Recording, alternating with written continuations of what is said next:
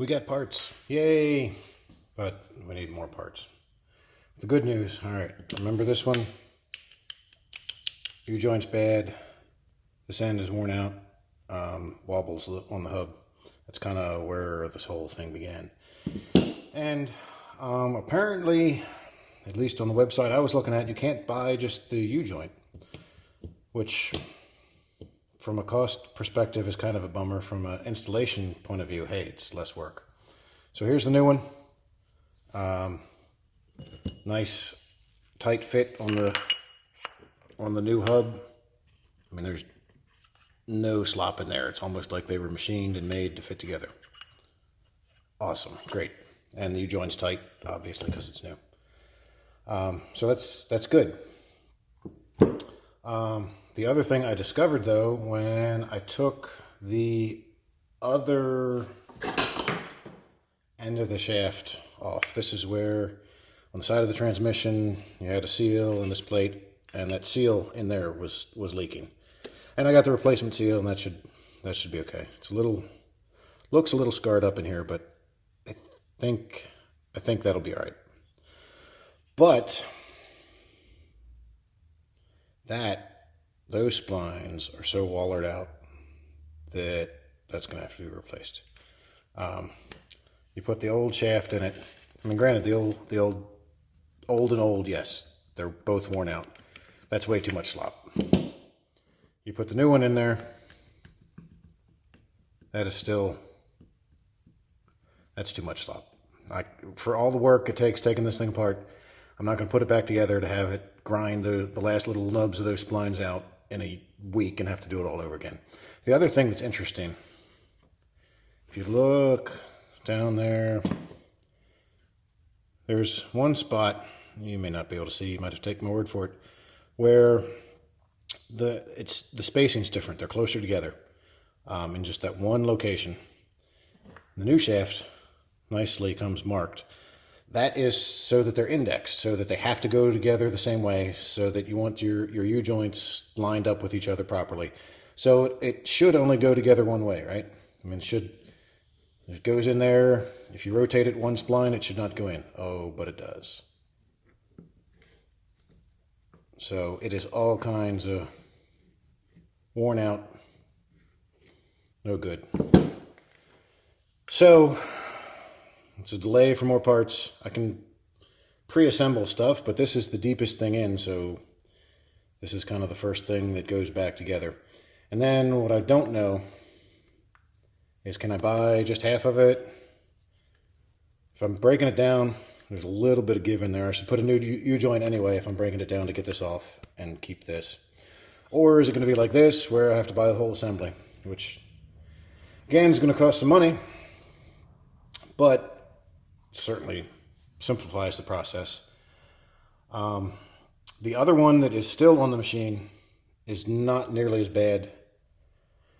I mean, it looks like it's supposed to. It has teeth in it. I guess I can show you. But in any case, I don't know.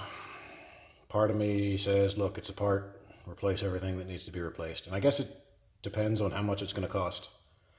I mean, this thing was $400.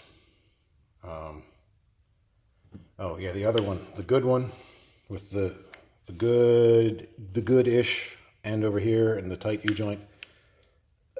That's compared to look at how these splines are rounded and thin compared to what it should be when it's new.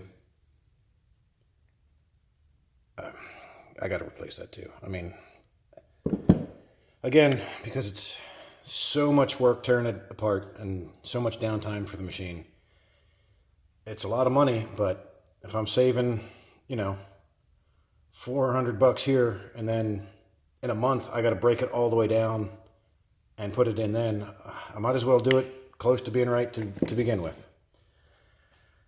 So it's kind of a bummer. It's not going to look like we're making any progress. Again, I can reassemble the bearings in the housing there. I can do a few odds and ends, but I'm going to have to break out the boss's credit card and wait for some more parts before we actually start putting things back together. And I wish I hadn't cleaned it up to show everybody, but I think part of the problem, why we have these issues, is just remember the mud that was in here, and just the way the machine it gets run through streams, and you know, these joints slide together. So if you get that caked with mud, you know, you're putting basically sandpaper in there, and that's what's abrading it. I mean, you can see just everything's just, well, I've complained about the machine being coated in mud before, and you know, mud's abrasive, and mud is not a proper lubricant for sliding surfaces. And how, I mean, the mud had to get inside these boots. I don't know. I mean, I know it gets used amphibiously, and that can't be good for it. It's just a bummer. Here's the other shaft that's still in the machine, obviously. I don't know if you can see in there, but it's definitely, the splines are in much better shape. And see, the top one's the one where they're real close together. And that's where that's indexed. So it can only go in there. And there's, yeah, I think I'm going to reuse it because there's a little bit of give, but not a whole lot. And the important thing is if you turn it just a little bit, it doesn't go in because that indexing section is still slightly different than the rest. And so what that does, let me see if I can, that makes it so that the U-joints are even with each other for balancing. I don't know if that makes any sense. And yeah, I can't hold everything out and show you. So what I was trying to describe with why that one rib is different, so that things are indexed, so that when it's together right, these two universal joints are parallel to each other. They're in line, so that the whole rotating assembly is a little more balanced. If it's out of sync, we can go even a little more out of sync. See, when this one's flat, this one's not.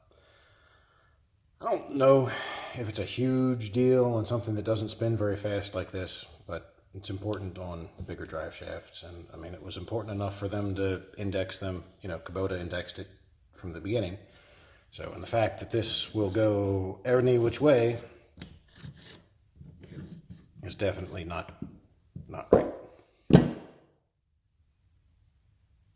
Here's maybe a better view of the splines in the used but still serviceable one versus the worn out, no good one. See how it's just all wallowed out in there and the splines come to a point. No good. And here is the oddball one that's used for indexing. And I don't know where the oddball, maybe that. But, I mean, it's so worn out, it can go in any which way. So this one definitely needs to be replaced. This one, I think, especially since regardless of which side it's on, it's going to have a new shaft going in it. I think we'll run that one a little bit longer.